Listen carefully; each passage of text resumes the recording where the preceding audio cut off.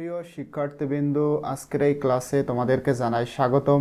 এই ভিডিওতে তোমাদের 26 পেজে যে কবিতাটা রয়েছে আমাদের ছোট নদী, এখানে তোমাদের ইউনিট 2.4.1 এটা নিয়ে আমি অলরেডি একটা ভিডিও আপলোড করেছি। এখানে তোমাদের যেটা কাজ, কোনো একটি কবিতা নির্বাচন করতে বলা হচ্ছে এবং সেই কবিতা পড়ে তোমাদের মনে ওই কবিতা সম্পর্কে কি চিত্র ভেসে ওঠে সেটাই তোমাদের লিখতে হবে।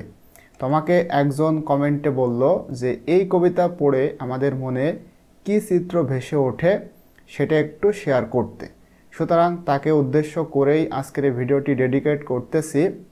তো এই যে কবিতা এখানে রয়েছে আমাদের ছোট নদী, এটা লিখেছেন রবীন্দ্রনাথ ঠাকুর। এটা তো আমরা সকলেই জানি, খুবই পরিচিত একটি কবিতা। তো এই কবিতা তোমরা যদি পড়ো তোমাদের মনে কেমন চিত্র ভেসে উঠতে পারে সেটাই এখন আমি তোমাদের সাথে শেয়ার করব। এবং এটা আমি অলরেডি এখানে লিখে রেখেছি। দেখো, রবীন্দ্রনাথ ঠাকুরের লেখা আমাদের ছোট নদী। এই কবিতায় তিনি ছোট নদীর সৌন্দর্য, মানে কতগুলো সৌন্দর্যের তিনি বর্ণনা দিয়েছেন।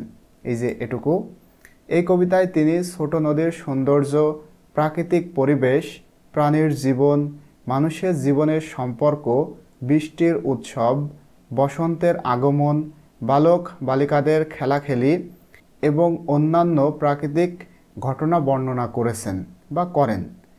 এই কবিতা পড়ে আমাদের মনে প্রাকৃতিক সৌন্দর্যের চিত্র ভেসে ওঠে এবং আমাদেরকে মনোমুগ্ধ করে। সুতরাং এই কবিতা পড়ে প্রকৃতির সাথে আমরা সম্পর্ক স্থাপন করতে পারি।